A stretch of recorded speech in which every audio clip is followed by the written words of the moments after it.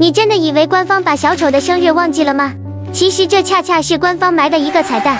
小丑没有自己的原生生日，他因为不爱笑，被马戏团里的人孤立霸凌。小丑一辈子活在被忽略里，只有斯黛拉偷偷给过他一点温暖，并把愚人节借给他当生日。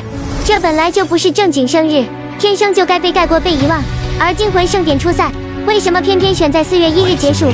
这就是官方有意而为之了。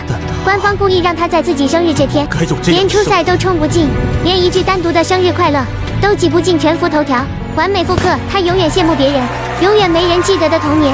他的悲剧从游戏剧情延伸到了游戏活动里，只有在生日这天被盛典的投票热度盖过，被皮蛋节的宣传淹没，才是官方对冤灵小丑阿巴这个悲剧角色最完整、最残忍也是最真诚的致敬。